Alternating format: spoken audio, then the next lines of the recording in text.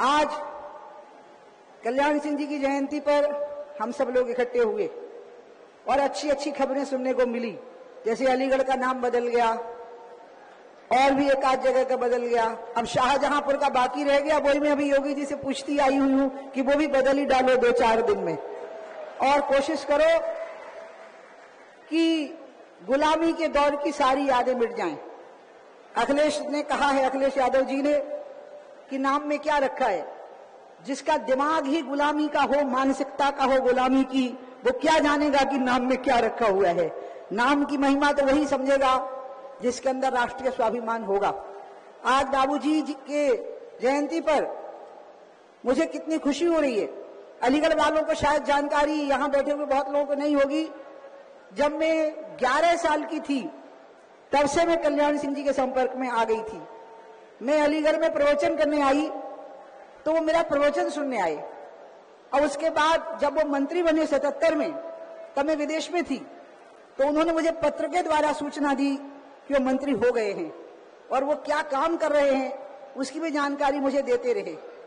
फिर मैं निरंतर उनके संपर्क में रही और उसका परिणाम आया कि मैं उनको बहुत गौर से देखती रही कि वो कितने गंभीर थे, कितने गहरे थे और वो कितने दृढ़ निश्चयी थे किसी भी बात में। और इसलिए जब 6 दिसंबर की घटना के बाद राष्ट्रीय एकता परिषद में उनसे पूछा गया कि आपने लिख करके दिया था कि आप उस ढांचे की रक्षा करेंगे, तो आपने उस ऑर्डर पर साइन क्यों नहीं किए जिस पे ये कहा गया कि कार सेवकों पर गोली चलाने की अनुमति दी जाए, तो आपने उस अनुमति पर साइन क्यों नहीं किए।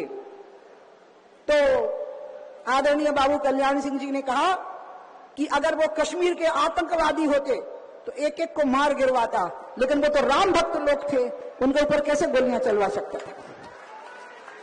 और अंत में उन्होंने जिस प्रकार से उस गरिमा को निभाया और एकता परिषद के वचन को भंग करने की जो मर्यादा थी उसका पालन भी किया, लेकिन राम मंदिर के प्रति उनकी निष्ठा अटूट बनी रही। और उसी का परिणाम आया कि मैं भी उनसे सीखती गई। और इसलिए जब हुगली में तिरंगा फहराने का मामला आया तो हम तिरंगा फहरा करके जब लौटे और दिल्ली के हवाई अड्डे पर जब अटल जी और अडवाणी जी स्वयं मुझे आशीर्वाद देने आए और अटल जी ने मेरे सिर पर थप्पी मार के कहा कि तुम तिरंगा फहरा के आ गई हुगली पे, तो मैंने उनको बताया कि हाँ, अभी तो हुगली में फहराया है, आप आगे कहोगे तो लाहौर और कराची पर भी तिरंगा फहरा के आ जाएंगे। ये शान और ये स्वाभिमान हमने बाबू कल्याण सिंह जी से ही सीखा। जब वो उत्तर प्रदेश के मुख्यमंत्री बने तो आपको याद होगा, पश्चिमी उत्तर प्रदेश में गाजियाबाद जिलों की जैसी हालत ये थी कि लोग दिन में भी स्कूटर पर नहीं निकल पाते थे, व्यापारी लोग। यहाँ का लॉ एंड ऑर्डर इतना बिगड़ा हुआ था, कानून व्यवस्था इतनी बिगड़ी हुई थी, लेकिन कल्याण सिंह जी के मुख्यमंत्री बनते ही पूरी उत्तर प्रदेश की कानून व्यवस्था पूरी तरह से कंट्रोल में आई। तब उत्तराखंड भी उत्तर प्रदेश का ही हिस्सा था। उसके बाद जो बर्बादी यहाँ पर हुई है, जो सपा और बसपा में अपराधियों का, भ्रष्टाचारियों का गठजोड़ हुआ है, अंत में उस सबको नस्तनाबूद करके रसातल में पहुंचाने का काम मेरे बहुत ही प्रिय छोटे भाई और मेरे लिए गुरु तुल्य भी, क्योंकि वो गोरखपीठ के महंत है, योगी आदित्यनाथ जी ने वो कार्य किया है। और आज स्थिति यह है कि अपराधियों के दिल सहम जाते हैं योगी आदित्यनाथ जी के नाम से। और इसलिए मुझे बहुत खुशी है कि ये परंपरा जो कल्याण सिंह जी के समय से चली, अपराध पर और भ्रष्टाचार पर नियंत्रण करने की, उसको योगी आदित्यनाथ जी ने आगे बढ़ाया। गंगोत्री से चली हुई गंगा बहती ही चली आ गई और गोरखपुर तक बहती हुई चली गई। मैं आप सभी लोगों को आग्रह करूंगी, आज सब लोग बाबूजी को ये वचन देकर के जाइए।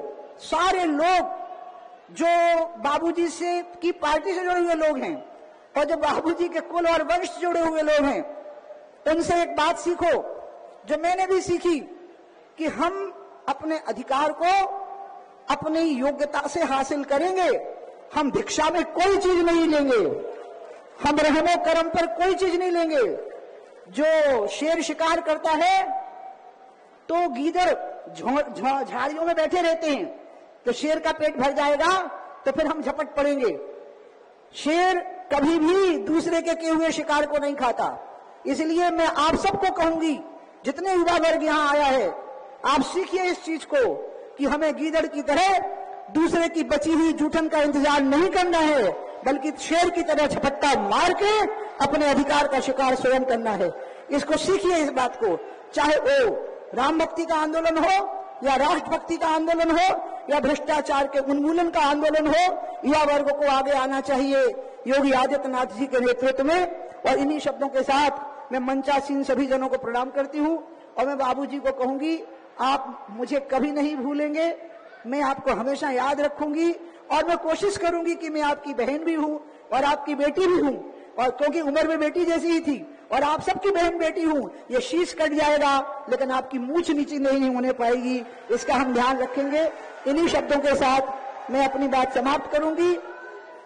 और हमारे भाई राजू भैया जी ने, असल में कल शाम तक क्लियर नहीं हो पा रहा था कि मैं आऊंगी कि नहीं, क्योंकि धर्मपाल जी ने मुझे पहले ही आमला में बुलाया हुआ था, वहां मैं बाबूजी की भी चर्चा कर गई थी, लेकिन राजू भैया का आग्रह था कि बुआ आपको आना है। वो मुझे बुआ कहते हैं, मैं उनके अलावा किसी को अधिकार नहीं देती हूँ कि मुझे कोई बुआ कहे, उनको मैं अधिकार दिए हुए हूँ। तो उन्होंने कहा नहीं आपको आना है, तो उनका अच्छा ठीक है मैं आती हूँ।